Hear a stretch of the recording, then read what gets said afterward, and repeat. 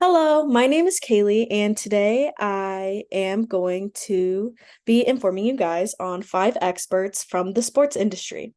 The reason why I chose the sports industry is because I love sports.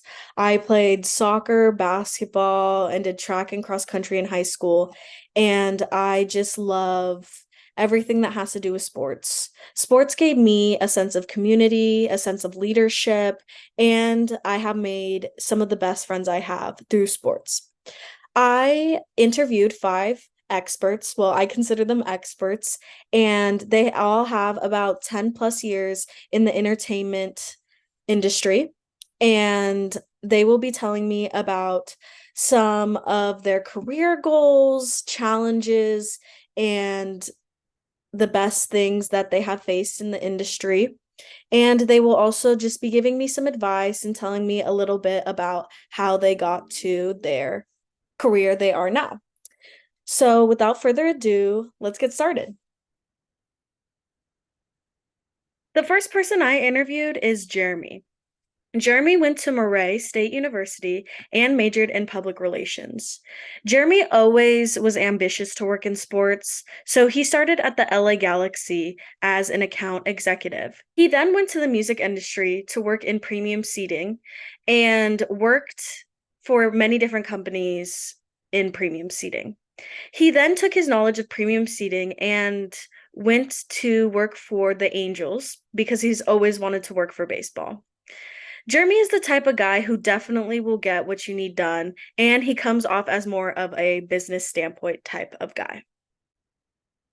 Jeremy describes the hardest part about working in the sports industry is the long, hard hours.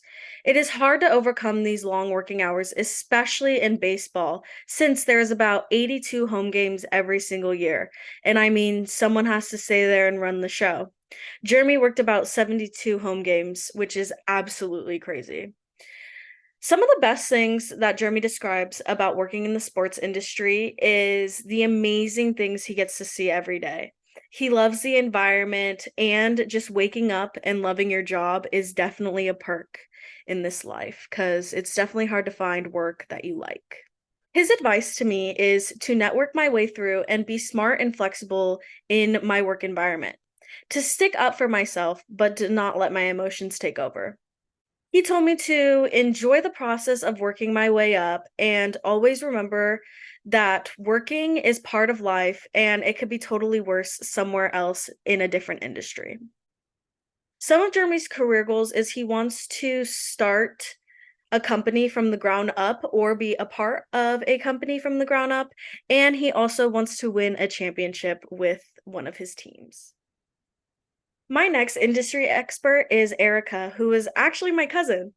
She went to San Francisco State and got her degree in rec and tourism. Our family has always loved sports, but in college, Erica never realized that you could work in sports until she had a class that toured the Giant Stadium and decided she wanted to apply for an internship there. She ended up getting an internship there for tourism and then ended up working her way up. First, she was the tour manager, and now she's a systems coordinator for security. Erica has always worked for the Giants, and to me, it sounds like she really loves it there. One of the hardest things that Erica faces every day is she staffs 150 security workers, so sometimes it feels like she's working 24/7. Also, in the beginning of her career, out of her internship, they were only hiring for part-time jobs.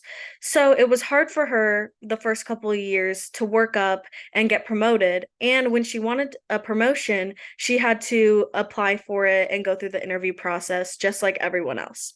But in the end, she said it was all worth it because she loves her job and the community she's in. The best part for her about working is in the sports industry is every day is different. If you're planning a baseball game, the next day you might be planning a movie night, and the next day you might be planning a top golf night. Every day you have a different demographic of people that you need to entertain, and every event will be different, and she loves that about her career. The advice that Erica gave me was to network. Funny story is after high school, she was in leadership, so she contacted the person who put on prom for them, and she ended up working for them for about 5 years in event planning throughout college. After college, she told him that she wanted to get an internship at the Giants, and he said, "Oh my God, I know who works there." So he ended up writing a great letter of recommendation, and his friend that he wrote the letter to ended up working on the board of interviews for Erica's interview, and that's how she got the job. So she was networking and didn't even know it. And one of Erica's career goals is she wants to go higher up in sports since she hasn't really seen a lot of women in VP positions, especially in security where she was working now. My next expert is Alyssa.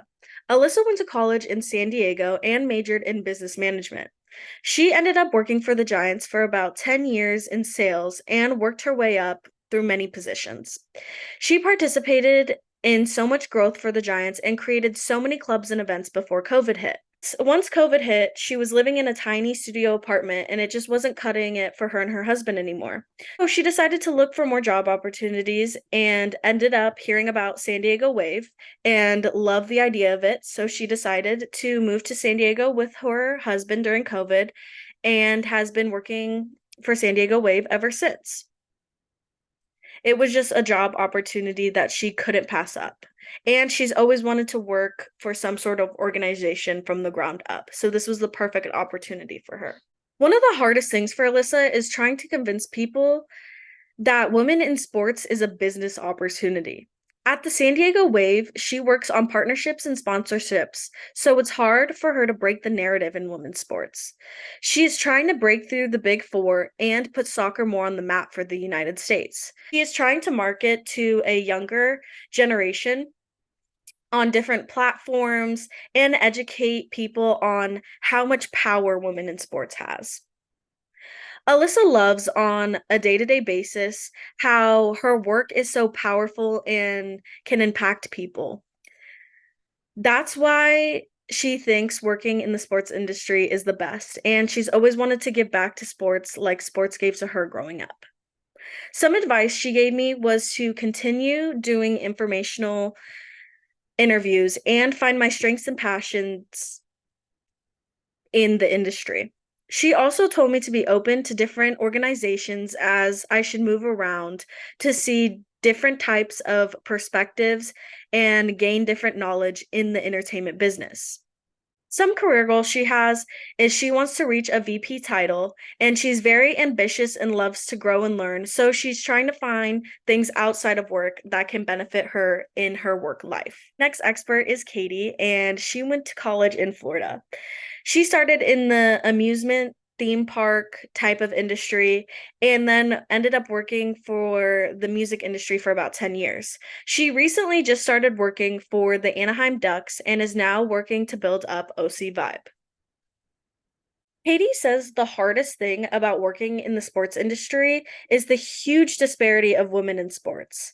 This has always been a big struggle in my eyes, and one of the main reasons why I want to go into the sports industry. I want other young girls who are also passionate about sports to know that it can be a feminine interest and not just a masculine interest. I definitely think people like Angel Reese, who play for LSU, or the Nebraska volleyball team, definitely are changing the narrative every day. But I love how college sports have been showing love for the women in sports. And I really hope that younger generations can see this and we change the narrative altogether. On the flip side, Katie says the best things about working in the industry are people you meet and the coolest things that happen right in front of your eyes. Some advice that Katie gave to me was to always network, get out there, meet new people, and keep up with the people you met. The best way to create a long lasting friendship in the industry is to reach out to these people, see if you can buy them a cup of coffee, pick their brain, and all that. At the end of the day, the industry is really all who you know. Katie has always been chasing a VP title and a sense of community. So now that she got that, she is just trying to be happy where she is. Finally, my last expert is Chris. Chris went to SF State as well and majored in hospitality. He's always loved the food and beverage and has opened about 12 food businesses. Chris worked for the Giants and now works for the Warriors at the Chase Center. He is the senior director of food and beverage and hospitality and loves creating a good experience for people, especially when it comes to food. Chris says the hardest thing about working in the industry is understanding the bandwidth and having a great time management. Planning and operating behind the scenes can be very cumbersome, and you have to manage all these people and their time. Chris says that this can be very stressful, but on the flip side, some of the best things he has done has been in his career. He's also said the best thing about working in the industry is seeing and doing really amazing things.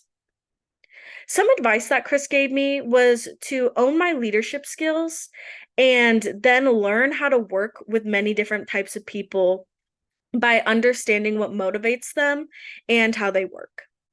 He also told me to learn from people higher up than me and to find at least two mentors in the industry and stick with them.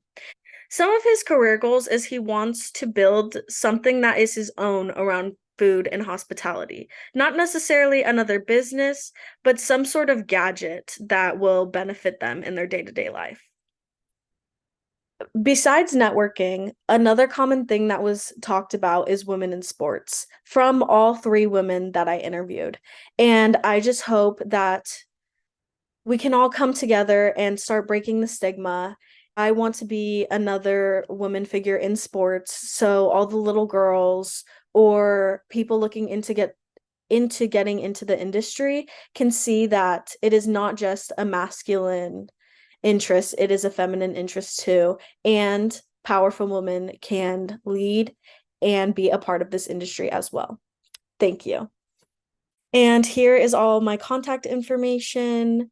So thank you so much for listening to me, and I hope you have a great day. Thank you.